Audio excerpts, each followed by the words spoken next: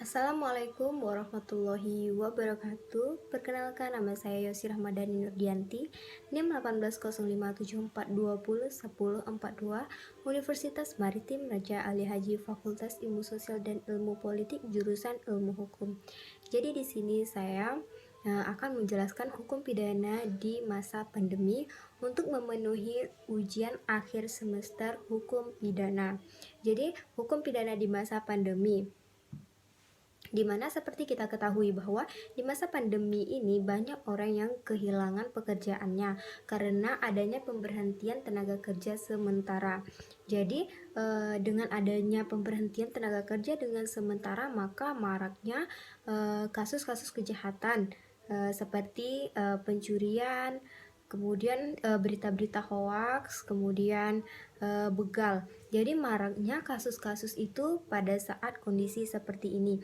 Mengapa demikian? Karena seseorang sulit untuk mendapatkan suatu penghasilan karena adanya PSBB.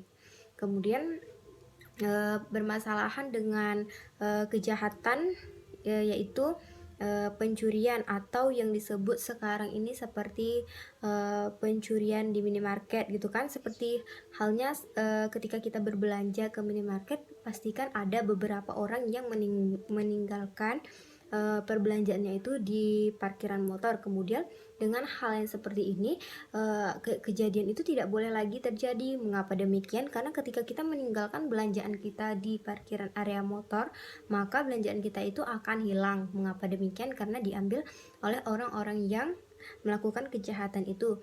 Kemudian ketika mereka mengambil, itu membuat masyarakat yang kehilangan barangnya itu akan merasakan keresahan. Sedangkan sekarang ini apalagi susah untuk mendapatkan suatu pekerjaan, apalagi uang gitu. Kemudian dengan hoax, seperti berita-berita yang beredar, tidak ada kejelasannya bahwa benar tidak berita itu terjadi, apakah benar apa enggak.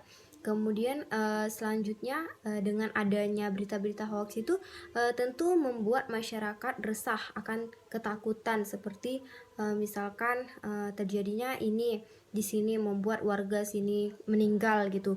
Itu kan membuat warga masyarakat cemas dan takut akan dirinya bisa terjadi seperti itu. Jadi itu ketika ada berita yang tidak benar kepastiannya, itu berkaitan dengan Undang-Undang ITE. Kemudian begal. Sekarang zaman-zaman sekarang ini kan marak-maraknya begal. Nah, jadi ketika kita melewati jalan sepi, kita harus ngebut, tak boleh berhenti di tempat yang sepi karena takut terjadinya begal itu sendiri. Jadi banyak kejahatan-kejahatan yang timbul akibat adanya pandemi COVID-19 ini. Yang marak terjadinya yaitu pencurian, begal, dan hoax. Kemudian seperti kita ketahui bahwasanya di pandemi COVID-19 ini narapidana akan dibebaskan. Ini membuat pemicu bahwa masyarakat akan makin resah dengan adanya narapidana dibebaskan. Mengapa sih harus dibebaskan narapidana dengan situasi yang seperti ini? Apakah akan membuat masyarakat lebih resah lagi? Karena mengapa seorang narapidana dikeluarkan dari penjara karena kejahatan-kejahatan yang dilakukannya itu? Apakah tidak ada efek jerah di situ? Jadi di sini kita tekankan lagi bahwa jangan dilepaskan narapidana yang ada di penjara itu tersebut. Mengapa demikian? Karena apakah dia bisa saja mengulangi kesalahannya lagi? Karena ketika dilepaskan otomatis dia tidak ada mendapatkan pekerjaan, apalagi dengan kondisi yang seperti ini gitu. Jadi alangkah baiknya hukuman yang dijalankan harus tetap berjalan dengan mestinya gitu. Kemudian kesimpulannya adalah kita harus waspada terhadap kejahatan-kejahatan yang merajalela yang terjadi di sekitaran kita.